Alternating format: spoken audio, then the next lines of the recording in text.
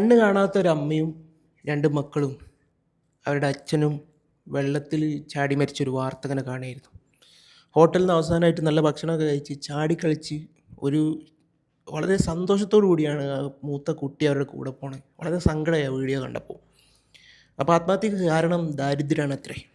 ആ നാട്ടിലെ പോലീസുകാർ അവരെ സഹായിക്കാൻ വേണ്ടതൊക്കെ ചെയ്തിട്ടുണ്ട്. അവർക്ക് പ്രത്യേക അഭിനന്ദനം. എന്നാൽ പോലും ഏതോ ഒരു സമയത്തെ ഒരു ചിന്തയിലായിരിക്കാം അങ്ങനെ ആത്മഹത്യയിലേക്ക് നീങ്ങിയത്. ഈ കാലഘട്ടത്തിൽ ഇപ്പോൾ ആത്മഹത്യ എന്ന് പറയുന്നത് ഒരു ഒരു ഒരു വിലയില്ലാത്ത സംഗതി. എല്ലാവരും വെറുതെ ചെയ്യുന്ന കാര്യമായിട്ട് മാറിയിട്ടുണ്ടല്ലോ. അങ്ങനെ കുറ്റപ്പെടുത്തല്ല, ഒരു പക്ഷേ അവരുടെ പ്രശ്നങ്ങൾ അത്രയും വലുതായിരിക്കണം. അതിദാരിദ്ര്യമുക്ത കേരളം എന്ന് പറയുന്ന പ്രഖ്യാപനം നടന്നു കഴിഞ്ഞ് അങ്ങനെയുള്ള നമ്മളെ കേരളത്തിലാണ് ഈ ഒരു സംഭവം ഉണ്ടാകുന്നത്. ഇതിങ്ങനെ കണ്ടപ്പോൾ ഈ ഖുർആനിലെ ഏതാനും ആയത്തുകൾ ഇങ്ങനെ ഓർത്തു പോവാണ്.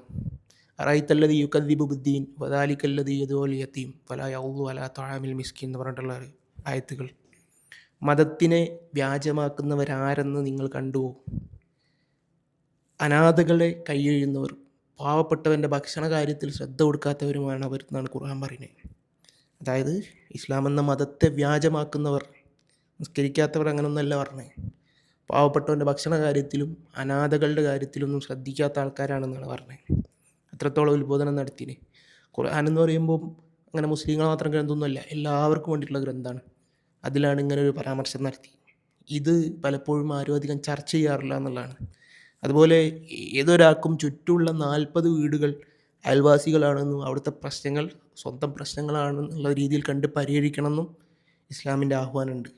ഇതൊന്നും ഒന്നും ശ്രദ്ധിക്കപ്പെടുന്നൊന്നുമില്ല. ഇങ്ങനെയുള്ള അവസ്ഥകൾ നമ്മളെ ചുറ്റിലും നടക്കുന്നുണ്ടാകും. ഒരു പക്ഷേ എൻ്റെ ചുറ്റിലും നടക്കുന്നുണ്ട്. ഞാൻ സ്വയം വിമർശനമാണ് നടത്തുന്നത്. എന്നെയും കൂടിയാണ് ഞാൻ ആ വിഷയത്തിൽ കുറ്റപ്പെടുത്തുന്നത്.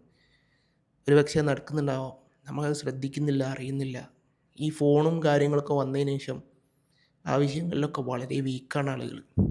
മതിലുകളായി, വീടുകൾ തമ്മിൽ അകലങ്ങളായി, പഴയ പോലുള്ള ബന്ധങ്ങളും കാര്യങ്ങളും ഒന്നുമില്ല എന്നുള്ളതൊക്കെ ഒരു സത്യമാണ്. മൊത്തത്തിലൊന്ന് മാറി ചിന്തിക്കേണ്ടതില്ലേ എന്നിങ്ങനെ അത് കണ്ടപ്പം തോന്നി. വല്ലാത്ത വിഷമമായിപ്പോയി.